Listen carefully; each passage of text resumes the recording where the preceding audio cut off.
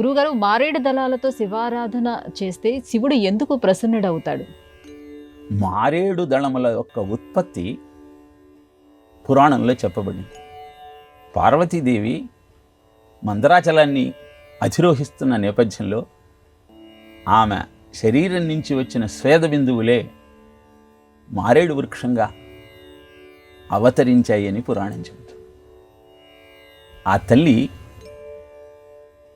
వేరు, నార, కొమ్మ, పండు అన్ని రూపాలలో మారేడు వృక్షంగా అవతరించిన నేపథ్యంలో అర్ధనారీశ్వరుడైన ఆ సదాశివుడు ఎవరైతే మారేడు దళాలతో ఆ స్వామిని అర్చిస్తారో వారు తన అద్భుతమైన సహధర్మచారిణి యొక్క స్మృతిని తనకు కలగజేస్తుంటారు కనుక ఎంతో సంతోషిస్తాడు.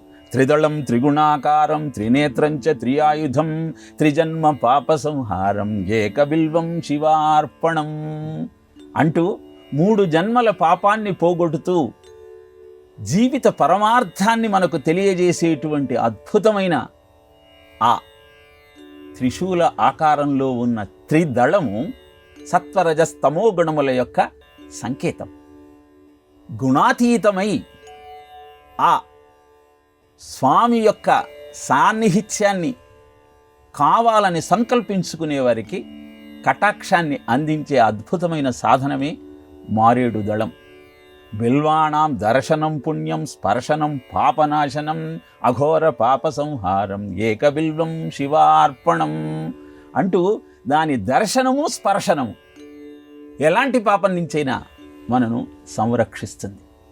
కనుకనే మారేడు దళము అంటే ఆ స్వామికి అంత ప్రీతి. అంతేకాకుండా మారేడు దళము అగ్నితత్వానికి నిదర్శనం. కనుక ఈ మాఘమాసంలో అగ్నితత్వాన్ని ఆవాహన చేసుకుంటూ అద్భుతాన్ని ఆవిష్కరించాలి అంటే ఆ స్వామి యొక్క కరుణను పొందుతూ ఈ మారేడు దళాలతో ఆయనను అర్చిస్తూ ఆనందంగా ఆరోగ్యంగా అభివృద్ధి పథంలో ముందుకు సాగటం కోసం మారేడు దళాలతో ఆ స్వామికి మారేడు నీవని మారేడు తేన అని మా దొరవి నీవు అని చెప్పి మారేడు దళాలతో నీకు అర్చన చేస్తాను అని మనం ఆ స్వామిని కీర్తించే ప్రయత్నం చేస్తాం.